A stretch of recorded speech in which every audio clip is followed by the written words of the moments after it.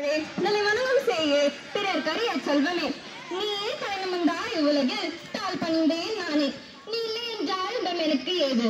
செம்மொழி எனும் மகுடம் சூடிய என் தாய்மொழியான தமிழுக்கு என் முத்தான முதல் கண் வணக்கம்.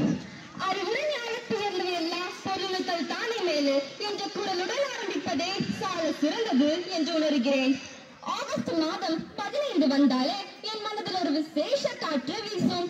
தெருவின் கொடிகளின் நிலம் ஆடி ஆடி புனைக்கும். அப்போது என் மனசு சொல்லும், நம் நாட்டின் சங்கலிகள் விழுந்தன, புதிய சூரியனும் உதித்தது, அதுதான் நம் சுதந்திரம் என்று.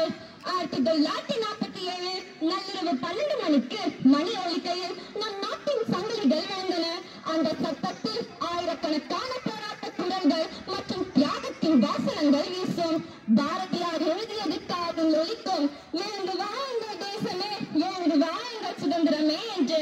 ஒரு சுதந்திரம் என்றால் 10 கொடியை உயர்த்துவது மட்டுமல்ல, அது நம் நடத்தையின் நேர்மை, சிந்தனையின் தூய்மை, நம் நாட்டுக்கான அன்பு. ஒரு குப்பையை சாலையிலிருந்து எடுத்தாலும் கூட அது நம் சுதந்திரத்திற்கான மரியாதை. ஒரு மரத்தை நட்டாலும் கூட அது நம் சுதந்திரத்திற்கான நாம் வழங்கும் பரிசு. கொடியை பார்த்தால் அது துணி அல்ல, அது குருதையால் நெய்யப்பட்ட ஒரு நாவல், கண்ணீரால் இணைந்த ஒரு வரலாறு என்றுதான் தோணுகிறது. அத்தகைய வரலாறு நம் மனதில் கொண்டு நம் நாட்டுக்காக பெருமை சேர்ப்போம். இந்த தேசம் நமக்கு உயிர் தந்தது. எப்படி இந்த தேசம் நமக்கு உயிர் தந்தது? நாமே நம் நாட்டுக்காக பெருமை சேர்ப்போம்.